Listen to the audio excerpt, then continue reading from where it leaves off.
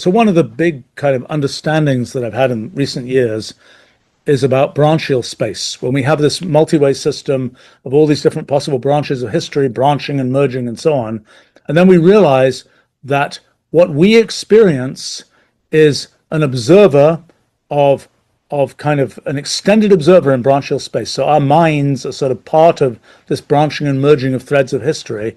We are observing branchial space in this little patch of branchial space. That is what observers like us sample. We would like to understand more about how that averaging works. We'd like to understand more about the nature and structure of branchial space. That's kind of a thing beyond infrageometry. That's kind of a multi-way infrageometry, kind of a Hilbert space story rather than a Euclidean space story. But it's a thing that well, we want to understand more about that. But the qualitative picture that's emerging is that just as we observe, I don't know, a gas by sampling over large numbers of molecules, we observe physical space by sampling over large numbers of atoms of space, so we observe quantum mechanics by sampling over many threads of history. And characterizing that properly, we'd really like to do, and we really like to understand how that way of talking about things sort of relates to kind of the things that we have, the kind of qualitative phenomena in quantum mechanics. We have a bunch of ideas about that and a bunch of things that are sort of, we can talk about at a good intuitive level, but it would be nice to be able to tighten up the mathematics more clearly. So in any case, the one of the things that's sort of been a mystery to me is why there's objective reality at all. If there are all these possible threads of history, why do we all think definite things happen? And I sort of realized in recent times that I think the reason for that is it's the same reason that we think that there are definite features of the universe where we are in physical space. We look in the night sky, we all see the same pattern of stars because we're all in the same place, more or less, in physical space. I think in branchial space is the same story. There's a huge universe of possibilities in this sort of branchial universe, but our experience, our minds are all close enough together in branchial space that we all sort of conclude the same thing is happening.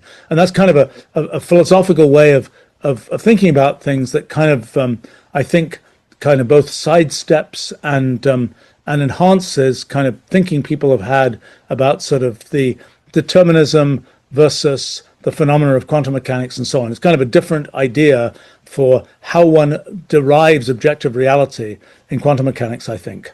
But in any case, I mean, just to say that, well, okay, we can talk about sort of how we go further in tightening up sort of the quantum side of the story of the physics project. But actually, I'll say another thing first. One of the questions is, what is the right kind of meta approach to developing something like the physics project?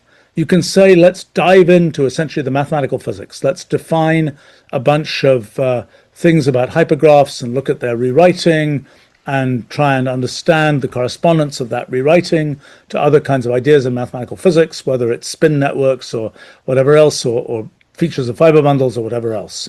That's kind of one approach, is start from the formalism, so to speak. A different approach that I think is kind of interesting is, what if one starts from sort of the philosophical axioms? I mean, in a sense, that's what, Einstein did in 1905, thinking about special relativity. He kind of did that again to some extent with general relativity, although a little bit less in that way, of just sort of saying, imagine we believe certain things about the universe, that the speed of light is constant, that different reference frames are equivalents and so on. Imagine we just believe those things that are almost sort of philosophical statements about the universe. What then do we build on that? And how do we fill that in with sort of precise mathematics and so on that allows us to build this sort of formal tower? Well, for us, the analogous statements are things like the principle of computational equivalence. The principle of computational equivalence implies computational irreducibility. Features of us as observers imply all sorts of other different things. There's a question of how far can we get in sort of the understanding of physics, in a sense, merely from natural philosophy, merely from just thinking through. I mean, for special relativity, for example, we understand that there has to be sort of that space and time are not absolute from these assumptions about, given certain axiomatic, sort of philosophical axiomatic assumptions, we then deduce certain things about the nature of space and time, which we can then fill in mathematically. So the question here is, to what extent can we build things merely without ever talking about hypergraphs? To what extent can we build things by merely saying the principle of computational equivalence, the nature of observers like us? Does that then imply the structure of physical reality that we perceive without ever having to talk about the detailed formalism of hypergraphs? Even though when it comes to actually working things out using the methods of mathematical physics and so on, we're going to be talking about hypergraphs. How far can we get in pure sort of natural philosophy? My guess is we can get quite a bit further than we figured out so far, just as one can do that in the case of special relativity and general relativity and so on. So that's sort of a different direction. So when it comes to quantum field theory, one of the things that I've been thinking about recently has to do with the nature of particles and the sort of construction of quantum field theory. So in traditional quantum field theory, you say, well, in particle physics, you say, well, there are particles, electrons, quarks, gauge bosons, whatever else. And you say, well, what are those particles in our models? And presumably the answer is those particles are associated with some kind of topologically stable constructs within this hypergraph. Because what is a particle ultimately? A particle I think of in ordinary physics as a carrier of pure motion. It's not obvious, it's not self-evident that pure motion is possible. It's not obvious you can take a thing that's at a particular place in space and move it to another place in space and have it be the same thing.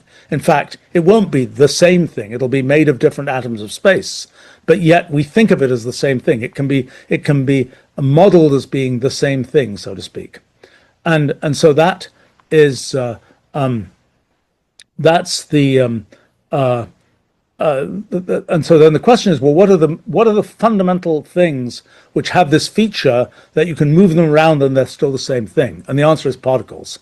Particles are the carriers of pure motion. They are the fundamental atoms of pure motion, so to speak. And that's sort of what a particle is. Now, how do you interpret that in terms of a hypergraph and so on? Well, you have to construct some topologically stable thing, like an eddy in a fluid, for example. It's some kind of topological obstruction or something. We don't know what it's like. Well, I was sort of feeling bad about that until I thought about, well, what does particle physics do? What does quantum field theory do with particles? Well, it totally wimps out. Because if you say, what is a proton in quantum field theory? It's like a big hand wave. There's no way of saying, what is a whole proton in quantum field theory?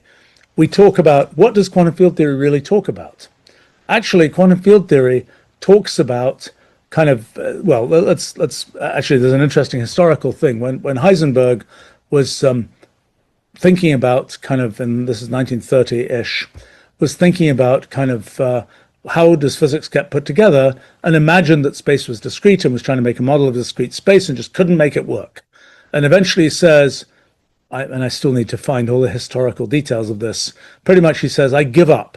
I'm not going to talk about what happens inside this process of particles interacting and all this kind of thing. I'm just going to talk about the initial state and the final state. And I'm going to just write down this matrix called S, the S matrix, that says this is the transformation from the initial state to the final state. I'm not going to try and talk about what really, really happens inside.